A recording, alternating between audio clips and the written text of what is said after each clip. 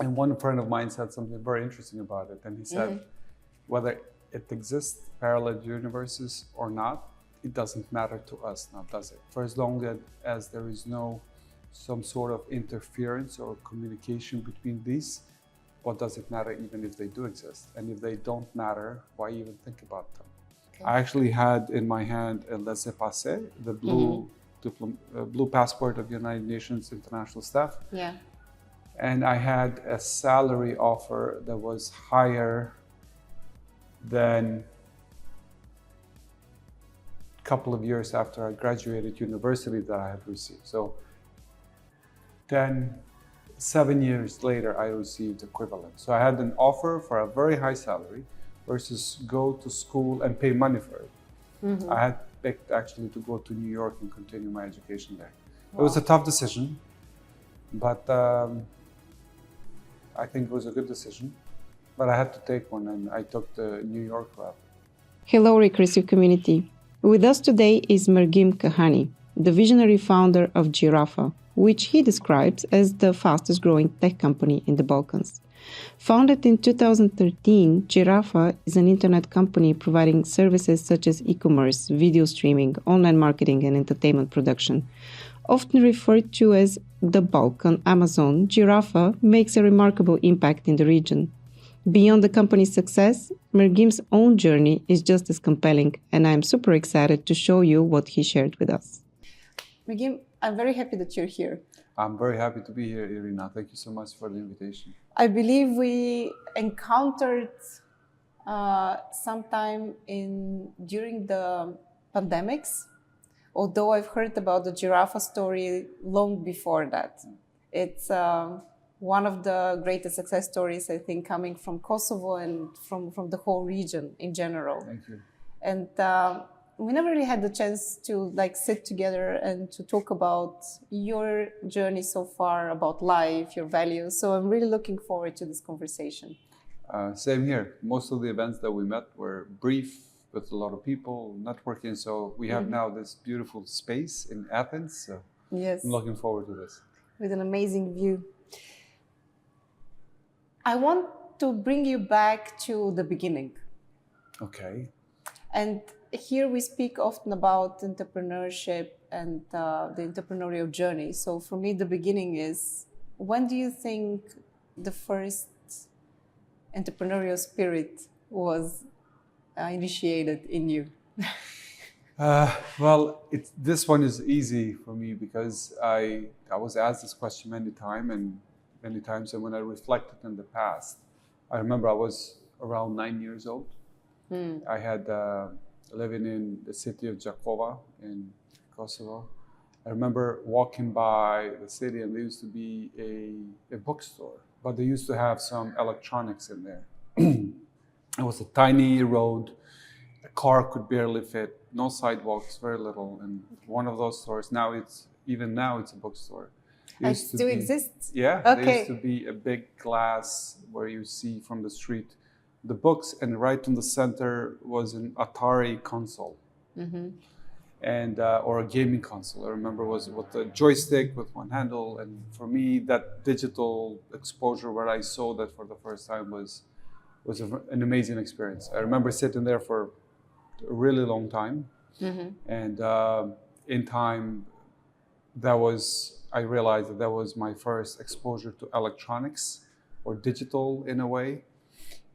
That initiated my first love and passion for technology overall. Shortly after that, actually, my dad sold his car, and with that money, I bought a computer. It was one of the very first computers back in the early 90s. What kind of computer was that? Do you remember? Not even 286, it was x86, I believe. MS-DOS, no mouse, just the keyboard, black and white, not even grayscale, no colors. We didn't have floppy. There was big floppies, no CDs. I remember those. Yeah. So that was the first computer that I had bought, that my dad sold, and sold his car. And that's where I started first, without books or instructors, and that was my first exposure. And I think that's where it started. What did you do on the computer? Do you remember at Yes, this I do. age? I remember very good. So there are two parts to this. One, for the first week or so, I was just typing things. And the first things I was typing was my name, Of my course. parents' names, people I knew, and anything I would type, I would get bad command or file name. That's what MS-DOS would respond to bad Yes. commands. And then I had the neighbor who was an engineer. His name was Astrid, and he would guide me in certain journeys. But one day, by mistake, as I was typing, I typed help command. I didn't speak English, obviously, but I did catch up on some words. And when I typed in help, MS-DOS would give you the list of every single command. So that I made it my own journey to try every single command. I remember the first command was attrib, A-T-T-R-I-B, which was short for attributes, that you could see file attributes. Yeah. And you would type attrib, you would see everything else, and I would try every single command. By the time I came to the del delete command, it was already late because I was deleting system files. So that's how I had learned, and through Astrid guidance, I actually did take a very good journey from it. And then obviously I was playing some games, so that was a good journey as well. I think that much I knew about DOS back then, that I could start my first game, which was Sokoban. It was on a floppy diskette. Yeah. Yeah, it was about this little guy In one who floppy? was in one floppy. He was moving boxes in a warehouse, and you had to be a bit logical on how you're going to move them, because you could just push them from one side. Anyway, and then I think Aladdin. That was my favorite. I played one, Aladdin, yeah. Prince of Persia. But that was a trick, because Prince of Persia 2, or that game, or some other games, you could not run unless you had the graphic card that supported colors, not in black and white. And then there was a hack that you could run SVG, I believe, so you could convert the driver to think it was a graphic card in color and play the game in monochrome, black and white, and you could do that type of hack. So that was the first time I did not write that, I just learned you could use it. And it was an impressive way of, I could not comprehend how the game required to have a graphic card, 16-bit graphic cards, and I was playing it in monochrome, just because you could run a driver and you could cheat it into thinking that it was a color card. And for me, that was a very good contrast of comprehension of how could you actually cheat it. If it's not there, it's not there. If it requires color card, why are you playing it? It was interesting. Interesting times.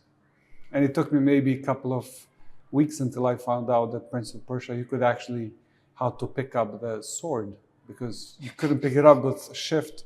So I was just going around it. I was passing levels by jumping through the opponents as opposed to fighting them. Are you still playing today? Barely. I play more to keep up with the trends. Yeah. Like we do a lot of esports now for the past few years. We are one of the biggest tournament organizers in Kosovo, Albania. And to keep up with the games and to organize esports games and to understand the game, you actually have to play it. Yeah. So I have maybe 50 hours, 100 hours of Counter-Strike. Okay, 50 still hours is not a lot. Yeah, but 50 hours, 100 hours is compared to people who have thousands. Okay. Mine is very... But I had to learn in order to organize the tournaments. Otherwise, so I see. I do play rarely. Well, I have a friend who believes that if you don't understand video gaming today, then you don't understand the future. That's also one way to look at it. Build a business, because obviously a lot of it will happen somehow in this, I don't know, you can even call it a virtual reality. Yeah. Or open world, I don't know how we should call it. With AI now, I think that's more closer to than ever. You moved to Albania and you started working for the UN, from at least what my research showed. Can you tell me about this time? What were you doing also for the UN? What was your task? Yeah, so post-war, in Kosovo, United Nations Mission Kosovo was there. So before UN, I was working for an international organization called GOAL Ireland. Okay. It was an NGO humanitarian organization that I was part of right after Kosovo War, helping with, GOAL was helping with a lot of shelter and the food and a lot of people in Kosovo. So at GOAL, I was doing a lot of things. I was doing translating Albanian to English. I was doing some IT technical work. I was managing their computers, servers, office, administration. And then an opportunity came to the United Nations in Kosovo and Pristina. And I was one of the youngest IT department staff members. I was leading and running fiber optics installation. Wow. We had a tutor, a guide from New Zealand, an expert who came in and taught us how to run fiber optics. Not just to run them, but actually to connect them and how to clean them through the scope to make it so installation.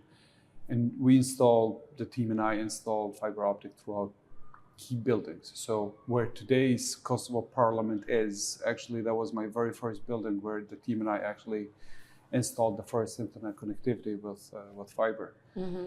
And then we connected on P2P points with satellites, dishes on the whole Kosovo, because there was no internet except dial-up. So we were the team at UN were the first digital landscapers of internet installation throughout the country. Mm-hmm. And then in the last year or so, because I stayed there 2.5 years, I was managing one of the regional information technology office.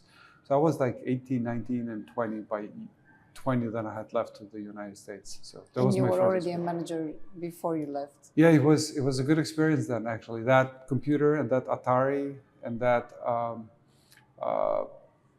attrib command actually did translate, because it didn't just help me on technology piece, it helped me understand English as well. So most of the English I learned through communicating with the computer. Yeah. Okay. I mean, school too, and courses, private courses, all of that, but computer helped me understand that a lot. MS-DOS was, you had to write. You had to understand. When you gave a command, if you were to copy one file from one place to another, you had to do the full command. So you had to do copy or X-copy if you did the drive, the space and the file name.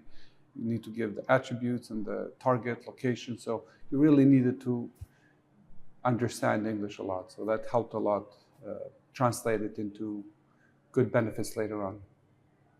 Well, you were obviously making a career in Albania. Why wasn't that enough for you? Why did you decide to move to the States? Actually, at the day when I moved, January 4th, 2002, to New York from Kosovo. January 4th, 2002, you remember exactly the day. By January 5th, I had arrived at JFK around 5 p.m. or so. It was cold. But I moved, at that time I had actually an offer from UN to move to an international mission. Okay. I actually had in my hand a laissez-passer, the blue passport of the United Nations International Staff. Yeah. And I had a salary offer that was higher than a couple of years after I graduated university that I had received. So 7 years later, I received equivalent. So I had an offer for a very high salary versus go to school and pay money for it. Mm-hmm. I had picked actually to go to New York and continue my education there. Wow. It was a tough decision, but I think it was a good decision. But I had to take one, and I took the New York route. It's interesting when you start thinking about these decision trees that we have in life. And sometimes I'm trying to envision how my life would have been if I would have gone that branch and not this branch. And there are a couple of decisions where you literally can see that your life would have been completely different. And Absolutely. It was exactly this period that is bringing you where you are today. Yeah. But I think that when you think about those decision trees, you can't help but think of parallel universes, right? Then you go in different areas. And then, that has been on my mind in the past months a lot. So maybe each one of those worlds exists. They do, yeah. But do you believe in the multi-universe? Well, it's tough. I mean, it's hard to refute simulation, that we live in a simulation. It's very hard. I'm not, it's uncertain of anything right now, right? You cannot be certain of anything right now. Of course not, yeah. It's hard to actually refute it, hard to debate it, so. But if you have to calculate it in probabilities, how probable do you think it is that we live in a simulation and we have a multi-universe? And there is another Mergim who has decided he's going to work for the UN and he's going to continue on the international mission, and he's somewhere out there. Do you? it's tough. I think the best probability calculation Elon Musk did in one of his interviews. So I think I'll stick to that. I don't think I can answer a better one that he did. So very likely we are. So according to how he analyzed everything and how infinite the universe is and how many planets exist, and so likely we are in a universe. Statistically, I'm not sure. I wonder if this happens on every decision tree or in just, you know, the most important nexus. Where do we branch out in a parallel universe? Lately, I've been wondering also if we are somehow connected to the other Irinas and Mergims in the parallel universes. If we somehow feel what kind of journey are they going through? But wasn't there research right now from Google with quantum computing that they actually theoretically proved that parallel universe exists? Just recently, not even a year ago. So there is scientific proof in a way, according to that paper. Yes. So. Yes. It's also interesting what will happen when we have superintelligence and synthetic intelligence that is also making decision trees. Are we going to branch out with AI also in parallel universes? I've had this conversation with a few people, and one friend of mine said something very interesting about it. And he said, whether it exists, parallel universes or not, it doesn't matter to us now, does it? For as long as there is no some sort of interference or communication between these, what does it matter even if they do exist? And if they don't matter, why even think about them? Because that's his way of... Because it's fun. That's one thing. And the second thing is, are we really convinced that there is no communication between them? I'm not sure. That's what lately I've been wondering about. But I'm sure, well, here, if there was one, I'm sure the other Mergim or somebody would have communicated by now. I mean, those people would have been curious enough to do so. Do you believe in free will? That's a tough question. No, I have a very specific answer to free will and destiny. Back from my studies, I had written a paper about this. Wow. So I think we have a free will on the decision. We have a free will what decision to take, and the choices that we have in front of us are destiny. Okay. So you're given with a set of choices, and then it's your choice to pick that set, but is the destiny giving you that set? Right? Make sense? So the choices that we have in front of us are somehow predefined, are limited, but we have the freedom to pick what's on the menu. Yeah. So right now we have 2 glasses of water. It's not my free will to have a coffee. I don't have one. But it's my free will to potentially pick that glass or this glass. Okay. Right? So in that sense, free will exists. And the choices given are destined. It's not really up to you. It wasn't up to me when we came to this very nice spot here that there is a tea or a coffee or water or sparkling water or not. Right? That wasn't up to me. Yeah. But it is up to me to pick the glass, potentially. Even this is kind of pushed towards me. I'm going to pick the one that's closer to me, right? Yeah. Okay. What is the purpose of it?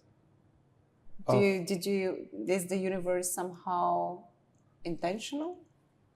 That is, or destiny, or whatever is actually, defining these choices for you? Is there an intent behind it, or is it? I don't know. Was it part of your paper?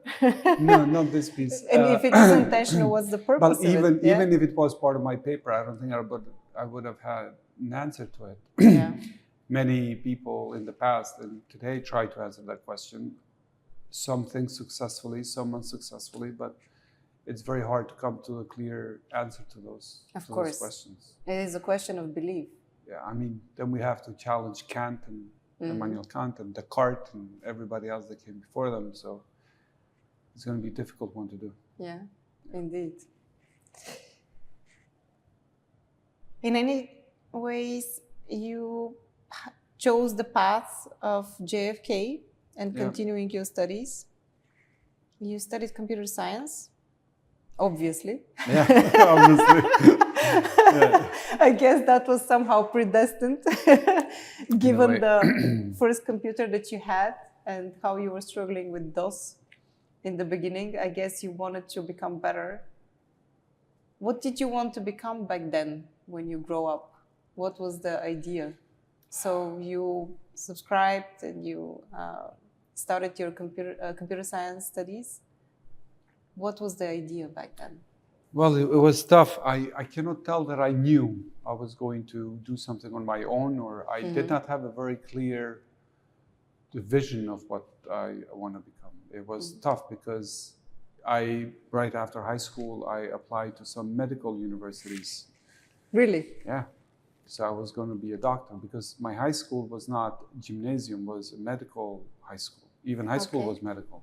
So I'm technically a nurse. Okay. Yeah, and then I wanted to go to medical school. Is it still called a nurse when you are a male Muslim? nurse I'm or sorry, technical? Masculine, yeah. Yeah, Okay. technical. It's still a nurse. Okay. It's still a nurse. It's still a nurse. Okay. We have it differently in our languages. Yes. But in English, it's still a nurse. Yeah. So, because my mom wanted me to become a doctor, she came from that line of work. So and that was the idea. So, but when I went to study, I studied computer science, both a bachelor's and master's, but then I did an MBA because I realized that even if you know technology a lot, or computer science or programming, you still need a little bit of sense, communication skills, business skills, right? Some sort of financial ideas to complement that skill set. I remember a professor of ours was telling us about IBM's T-skill shape.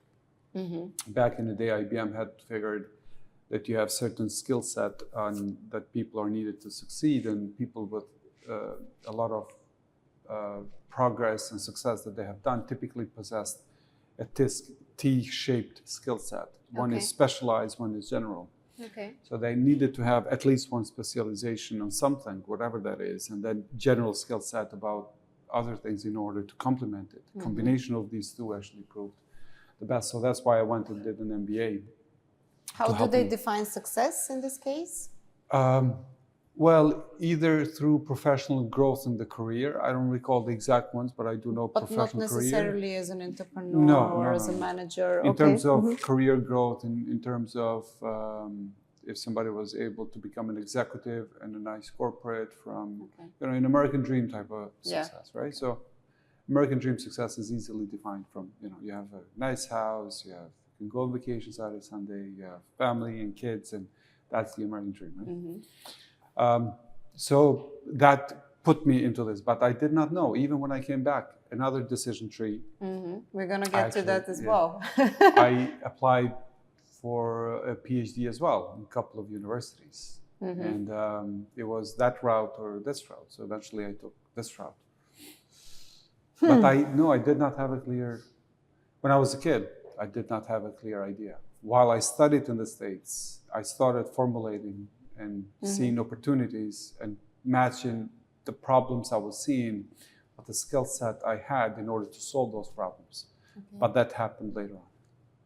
I wonder from today's perspective, from the after you have collected certain wisdom, if you were in your 20s, let's say maybe someone who is there in the 20s are watching us, would you rather give them the tip to set clear goals and to work hard towards them, or would it be better to stay open-minded and open your eyes for opportunities that are coming at you and just be able to grasp them?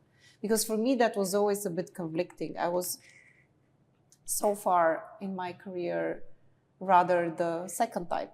I never had clear goals, but I guess this is what also allowed me to see all the opportunities that were out there. And I always felt very lucky and grateful for what was coming at me. I was welcoming it, and I felt as if, oh, I'm so lucky, now I'm going to take this one, and I'm going to take this one. But I never had this idea that in 10 years I will be there, in 20 years I will be there, or even in 5 years. And even if I did, it never worked out. Even if I tried to plan, it just never worked out. I think it really depends on people, personality, lifestyle, what makes people happy, what fulfills them. I think it's a combination of those things. Like the saying that goes, measuring the fish to climb the stairs, it will seem always. So I think it depends on the personality. I am more the former type.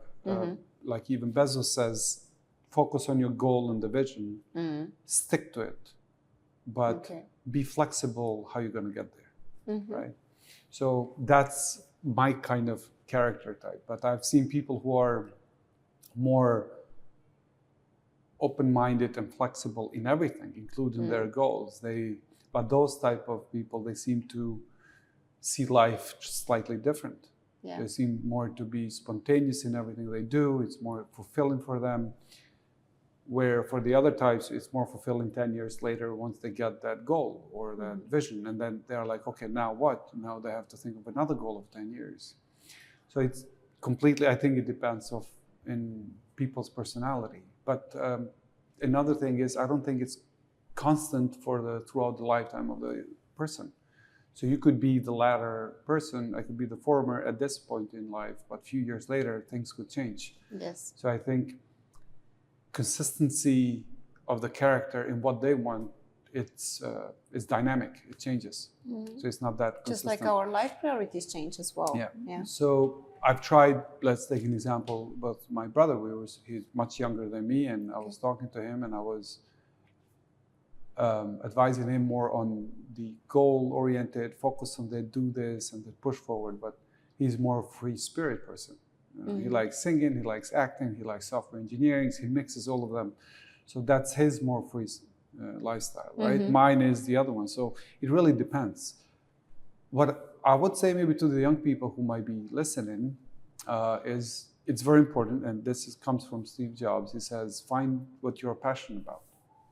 That's the most important things, because he says, as you might recall, you cannot connect the dots looking forward, you can only connect the dots looking backwards. And then he says, but if you can only connect the dots, meaning the decisions you made up to here, they made sense. Looking backwards, how can you be sure to make a decision to go forward? What's your route? What's your guide? How do you know? Because, well, the only way you do that is if you follow your heart. And I think that's the most important thing, the advice that we could give to the people who are starting now. Do you really love what you're doing? Are you in it just to make something to sell and make money? Or are you in it because you really love doing it? Do you have a passion about it? And I think that's the most important piece. But saying find your passion, it's easy. Actually, finding it, it's the biggest problem. But that's their journey. I don't think that anybody can teach anyone about their own passion. I've been struggling with that question myself, I guess, since I started or since I finished high school. I was one of those very excellent students. And when I finished high school, I just didn't know, do I have passion for anything? Because my job so far was to be excellent in all the subjects. I somehow managed to generate passion for most of the subjects, as long as the moment I was jumping into the topic and I could understand a bit better, I found it interesting. But that was the problem. What was then my vocation? And I didn't know. And since then, I'm trying to find it. And at some point, I realized that maybe it's also not that straightforward. I don't know how it was for you in Kosovo and also in Albania. But during my time, you would study finance, you would study law, maybe architecture. Of course, you know, you always have the medical professions. And you have to find yourself, if you are going to be a successful person, you're going to find yourself in one of these subjects. Areas, Whereas some people, they have different types of skills, which are not specified on a subject. They're more abstract, they're more general, And I guess I was always one of those. For me, communication and, interpersonal communication was always a forte. But how do you apply this in a certain profession? in any case, this kind of career orientation was missing. And I think we didn't have the luxury to think about our passions. I don't know how it was during your time, but when I was growing up in Bulgaria, the focus was always to find a job where you're going to earn enough so that you can make a living. Same. Yeah. So you would try to pick smart. You would look where are people earning the most stable income. And you follow that. And you're going to follow that. No one asked you about your passion. And then everybody ends up being doctors. And lawyers. You know, now I think at some point we have already too many lawyers. Most of them couldn't actually, continue their path. They would do some kind of slightly different interpretation of, of law. In any case, when I moved to Austria and I saw people who were going after the passion, that was a new thing for me. Yeah. No one told me that this is a way to live your life. Yeah. Did you learn that in the States? I can't imagine that you had this kind of like an idea in the Balkans before.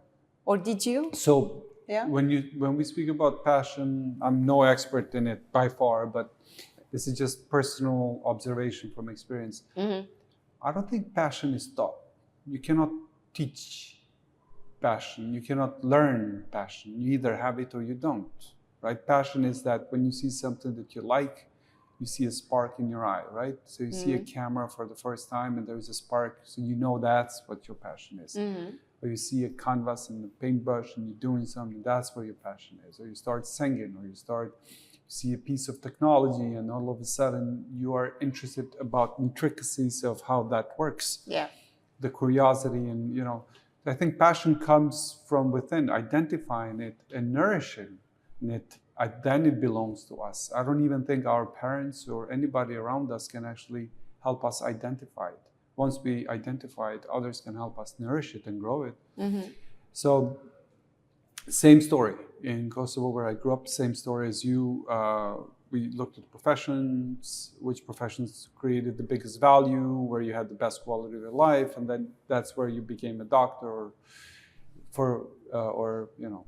Few people went to become teachers, but I mean, that's what we followed as well. For me, it wasn't in America. For me, it was back home. Actually, I had two passions, if I can go back. Yeah. One of them was anything electronic. It really intrigued me from that. But like hardware and, the tangible part or... For me, it seemed like magic. It seemed like magic. That's it. I mean, as soon as I saw that Atari there with the joystick and you knew the joystick through a cable could move something on the screen, a character, that's magic. And that's grew a lot of passion for me. And then it became into computer science and not hardware primarily. So not in that piece, but for me, that was a spark. But another spark for me, passion was driving, car driving. Yeah. So I know I was asked in the past if I wasn't doing this, what would I be doing? Likely I'll be a pilot, driver, car driver, pilot, not like F1? Likely, or some F2 maybe not F1, but I love driving, right? Because that's what I was taught from my family. Like my dad and my uncles, they were all into cars and they would take me when I was young. I used to drive a car when I was 11 years old. I stole it in a way in the parking lot. So for me, that was part of the picture as well. So I think passion has to come, or a football player, right?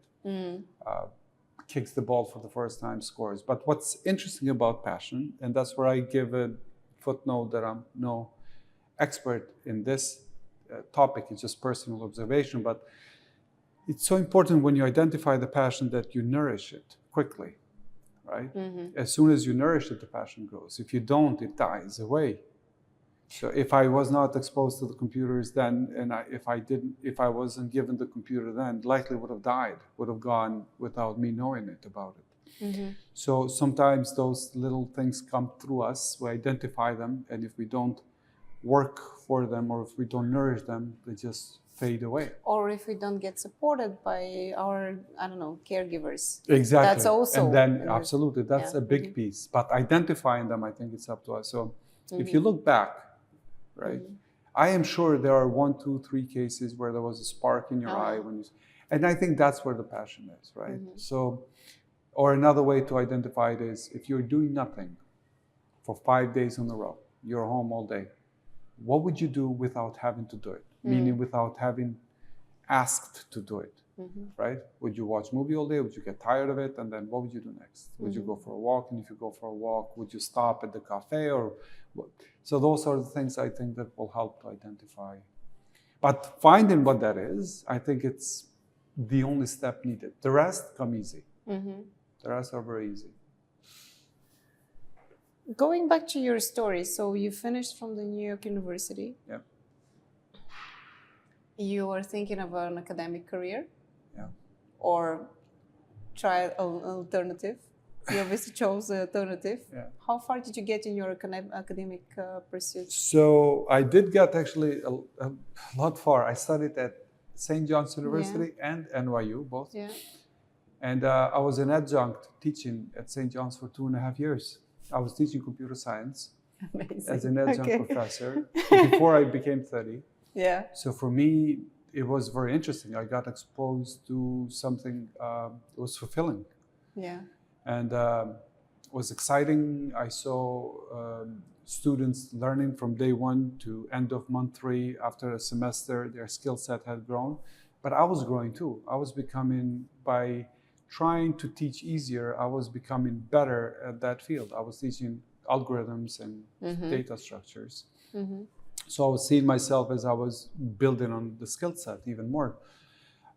That's where I decided. I applied to not a lot. I only have 3-4 schools that I would like to do that. All of them US except one in Europe, in Zurich, ETH. In fact, not in Zurich, but Lausanne, the Lausanne, EPFL. the EPFL, yeah. Yeah, but last moment I just decided to pursue. I thought I would make a greater impact to the community, therefore to myself, through what I'm doing today than if I were to teach. Which was your community? What is your tribe? Region. Region. So you see, every time I would come back from New York, back home. How often would you come back? At least once a year. Once a year. Yeah. But every time I would come back, I would compare it to how technology advancements are happening in New York City versus Pristina or Albania or Skopje, right? Yeah. So you would see big differences. I remember it's a culture shock every time. It is. Yeah. And one night I was staying with my family, and I opened a laptop. Yeah. My dad was sitting with me in the living room, and I'm like, it was late. Like intuitively, I opened the laptop, and I'm like, I'm going to order a pizza. So my dad is looking at me weird why I opened the laptop to order a pizza. And then I realized I'm in Kosovo, and he goes, why did you open the laptop? I'm like, well, I forgot. He goes, what do you mean you forgot? I'm like, well, in New York, you can order online. And he looked at me, I still remember that look, with a weird look, as not as in, oh, that doesn't exist here. He looked at me as in, are you okay? And that's it. What are you BSing me in a way, right? So that's where I realized that not only this technology doesn't exist there, but people can't even think about it. Obviously, my dad can't even imagine it at this point, yeah. And that's where I knew there is a big opportunity. For me, it was very obvious how to even create that at that time. I could create a website that's connected to the back office to actually accept orders and do a simple e-commerce. And for others, that was even conceivable conceptually. And that's why I realized there is a big opportunity, and I realized there is a big impact to be done. Moreover, I realized a lot of international companies to this day are not even present in the region. Some are, some aren't. Like PayPal doesn't even work in Kosovo, Albania, even today. It doesn't. What? Really? No, it doesn't. No. So wow. It works, but you need to do workarounds. You need to find only certain credit cards. So it's very complex. There is no Uber. Wolt just came last week, 2 weeks ago. Yeah. I mean, it's just so recent. And it's like close to Europe, but completely neglected by the old players. So that's why the impact in the community seemed to be bigger. So now the community is Balkans, Western Balkans in particular. It's still ignored. It's a region completely ignored. It's not part of EU, and we strive to look at Bulgaria and Greece or Czech Republic, as countries to look up to what's next, right? And we try to bring it there, and that's one way. Or you leapfrog it, you go directly to the next level. True, but I agree. But like for instance, just accepting the euro. True, we did. Without being in the eurozone, I was so impressed by that. Euro came out on January 1st, 2002, for the first time in Europe. Yeah. January 1st, 2002, euro was in my pocket in Pristina. So when I went to America on January 4th, I actually had euros with me. So and it's not EU, at least it's not yet. Not yet, yes. Is it why you decided then to come back to Kosovo? Because you wanted to introduce the future to the region? That was the second reason. The first reason is I wanted to do something in that region. I had a few companies in the States too. Yeah. Some of them failed. I had a few failures in there. But the region and the idea, the problem, were a combination of why I came back. When I was in Kosovo, I was actually very impressed to what extent the people there are, even though many of them live abroad, studied abroad, and they've been forced, many of them, to do that, are still very much connected emotionally to Kosovo. And they return every summer and they spend their money there, and they contribute in many different ways how the country can develop further. And I started wondering, do you need a tragedy like that, to connect people back to their roots, to their homes? Can you relate maybe in a different way to what you see now in the world? Because you know how this actually affects a country and its people?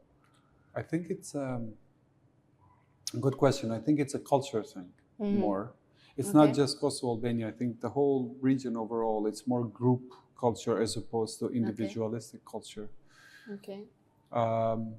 So we think more as a community and less as individualistic. Individualistic. So in one end of the entities. spectrum, you have individualistic cultures such as Switzerland, Germany, US. It's more, and on the other hand, you have more group cultural countries such as our region in overall. And it's actually scientifically proven. It's not just an opinion. There is an instrument called LPI, leadership practices, and like on my MBA thesis, I had used that to compare Portugal, Slovenia, Kosovo, and US. Okay. But individualistic cultures typically tend to succeed more than group cultures when it comes to innovation and pushing things forward. Cultural are, because group thinking is more shared, it's not driven by one individual, so it's more, it has that advantage of certain empathy more, but the success actually lies on the other side of the spectrum. As according to this instrument, LPI, leadership. Do you believe that in this sense, we need to overcome our collective dynamics or, community dynamics in order to be even more successful as innovation hubs? I don't think so. I prefer this one. I prefer more cultural empathy, family, community. It's more meaningful. Yeah. It's one of the reasons why I decided to stay in the region, to be honest. I mean, Vienna, where I spent a big part of my life, is not that far away, but it's still culturally different. It is. And I didn't even realize that I miss it, but when I came back to Bulgaria, all of a sudden I started developing friendships which were completely unconditional, which were not opportunistic the way that they were in Austria. They were not interest driven. And I would develop within 2 years friends who I can probably call at 4 o'clock in the morning if I have a trouble somewhere on the motorway.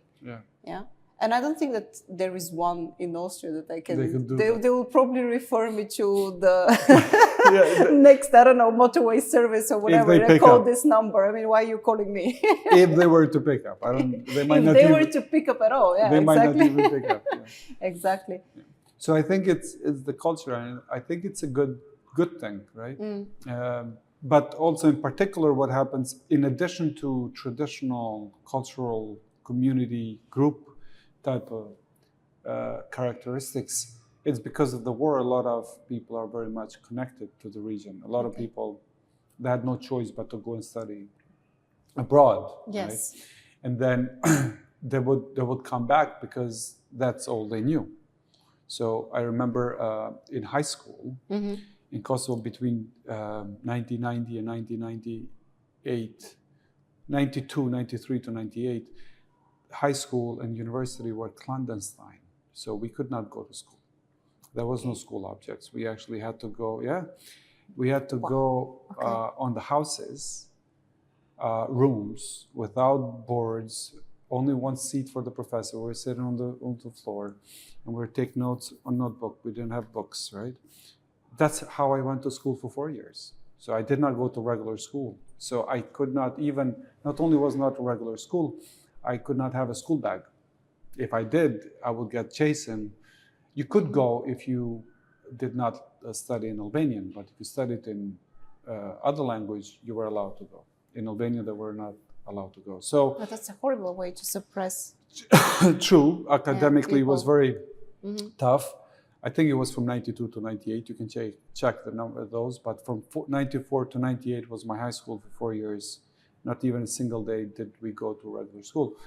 So when I went to New York on my bachelor's at St. John's University, on my first day of school, I started in spring semester, not fall, because I went January. I remember going to school, I had a school bag, it was raining. I was dripping wet, raining, going to the class, and I did not even feel it was raining because nobody was chasing me because I was going to school. So how could you then not go back home, right? That's a big difference between what has happened in the region. That's why people come back. I don't think this will continue. I think 10, 15 years from now, people may not come back as often, but the culture is still there. So like today in Kosovo, you have at least 5, 6 companies that I can think of from the people who went and studied abroad and came back. Each one of them valued over 100 million. At least 5 in Kosovo alone. So you have that drive. You've heard that saying that hard times create strong people, strong men bring good times. So it was a cycle. Yeah. I have to admit that I felt a bit ashamed the first time when I was in Pristina, because I realized that when I was growing up in Bulgaria, I mean, I would perceive every now and then that they're reporting about a war in the news. But as a kid, I didn't really perceive how close it is. Yeah. Until we actually jumped on the car and we just drove. It's like 5 hours. To Pristina, yes. Yeah. And that hell was developing 5 years from where I grew up. Okay, I'm from Plovdiv, maybe it will be 6 or 7 hours. It doesn't matter. Actually, it's not that far away when you think about how big the world is. True, but actually with border with North Macedonia, you are even closer. Yeah. Like 2-3 hours. Yeah. Yeah. Yeah. Well, I guess at least you have this strong sense of community, and I guess it is part of what motivated people like you to bring change. Yeah. Now, a lot of others do the same. So you're also, not only you brought change, but you actually managed to build one of the most successful companies by far in Kosovo. I don't know if there is another tech company at this point which is closer to what you have achieved. You're probably like number one. And then there is a big distance. Then the rest of the ecosystem is catching up, and it's catching up fast. This is very visible. It is partially also probably because many people studied abroad, they learned stuff, now they want to apply it in the region, they have great educational background, great motivation. to succeed. I wonder, what is then the next vision? So you got that far. Yeah. So first, Yeah.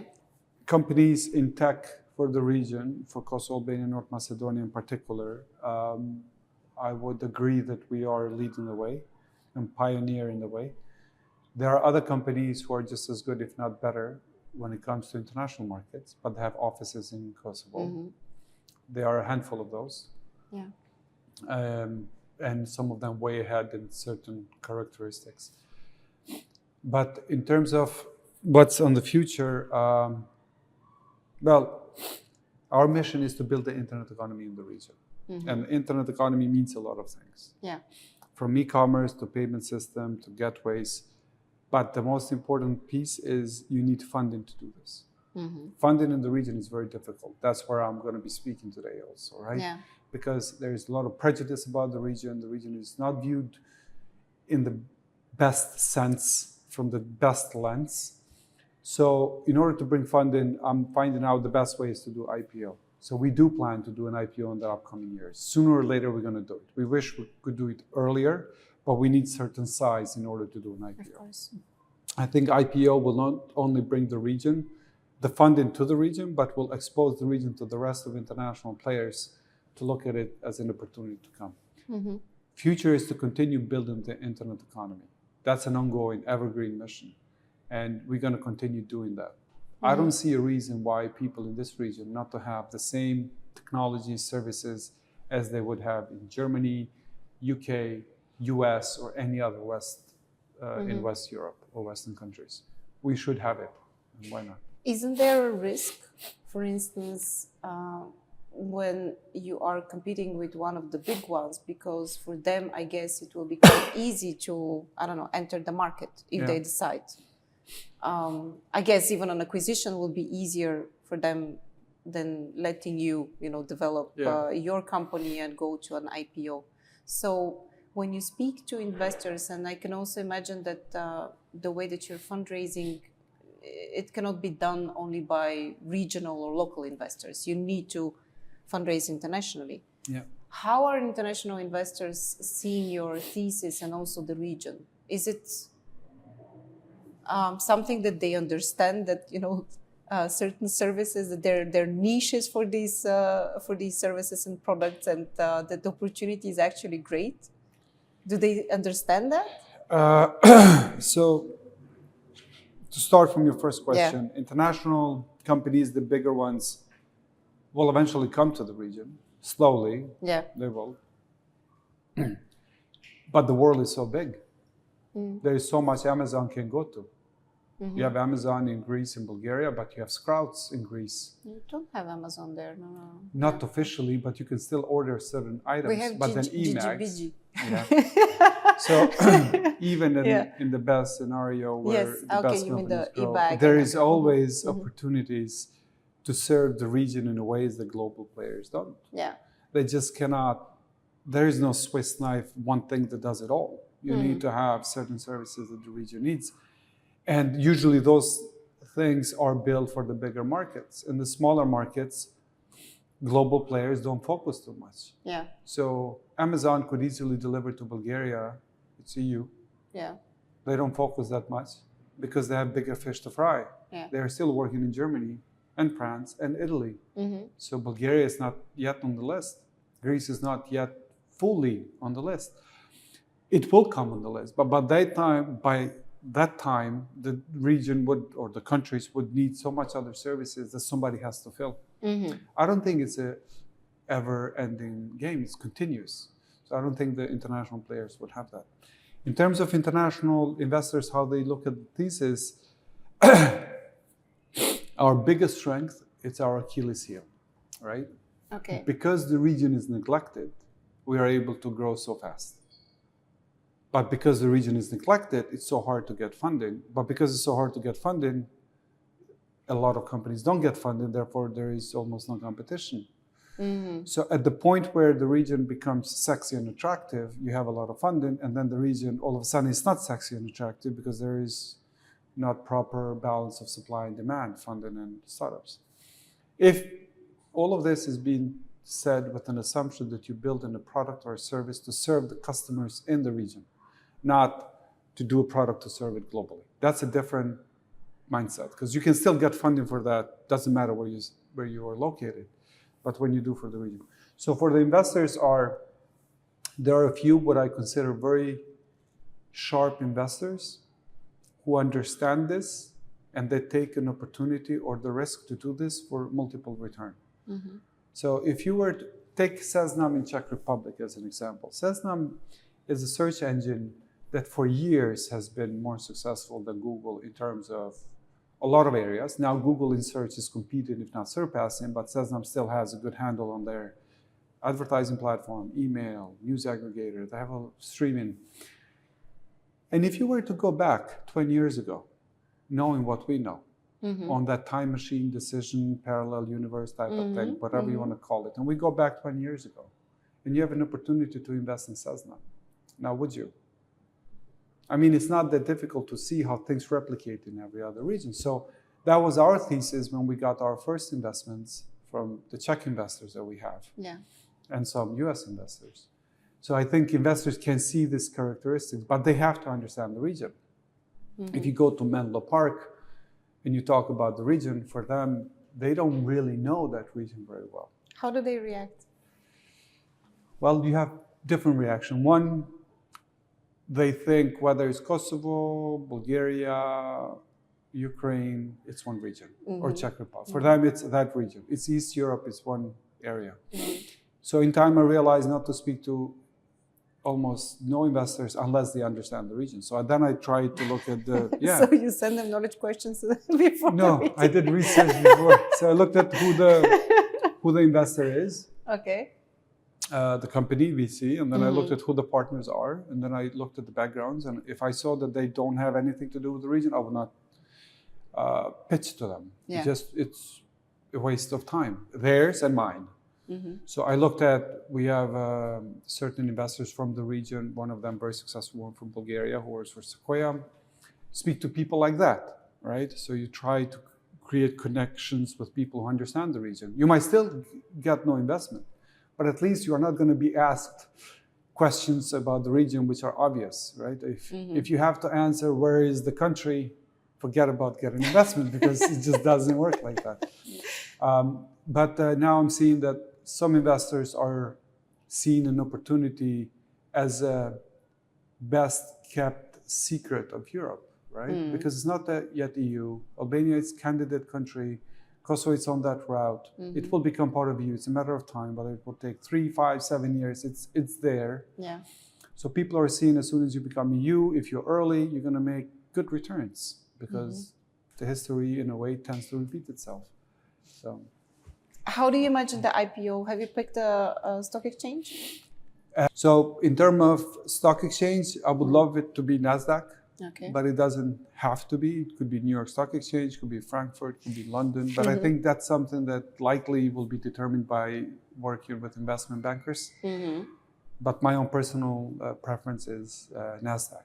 I think it will be an exciting opportunity to expose the company for the very first time to come from this country to New York. And I think that will make some waves. I believe also that it could be an icebreaker for many others to follow. Agreed.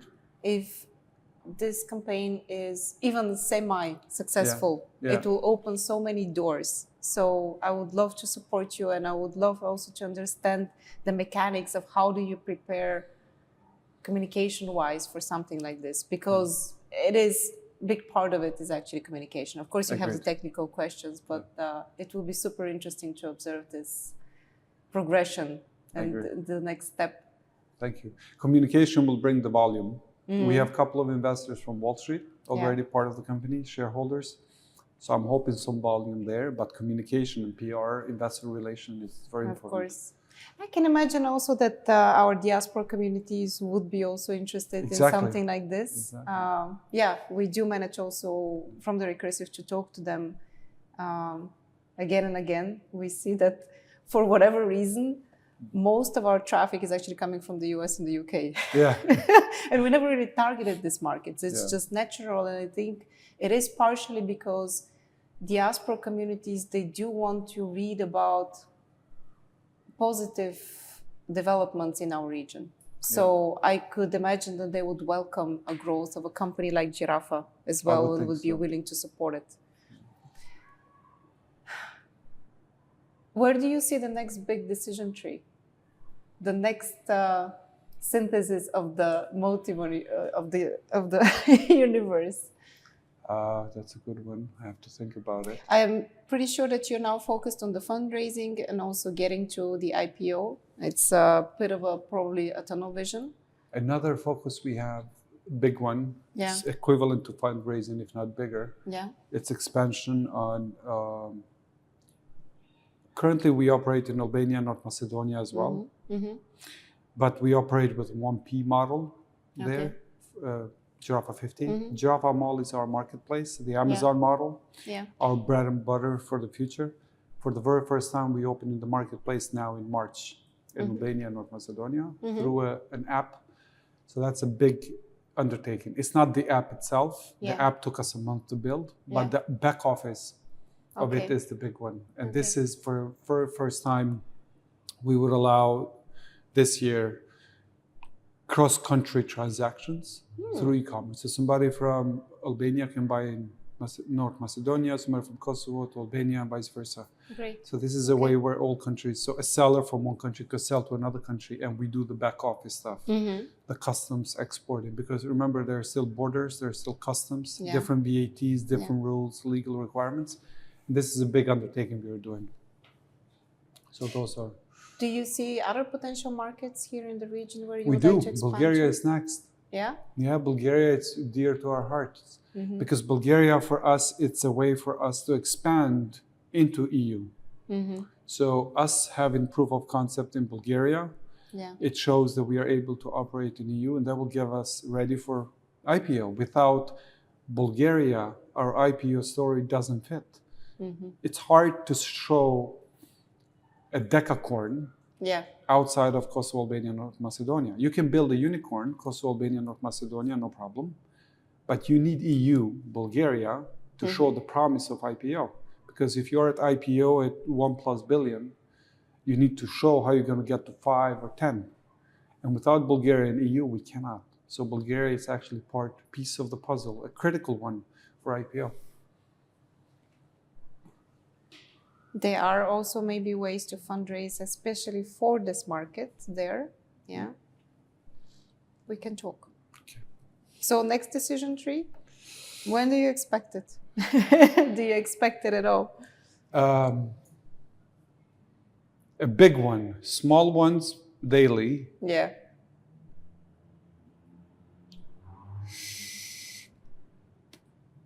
We're speaking about the company, right? Yes. Gjirafa and everything. So you can speak about anything. I mean, you know, lately for me, it's much more interesting to bring my personal development, you know, as an individual, like a spiritual development, to bring it together to my career ones. I think it takes too much effort when you're actually separating them.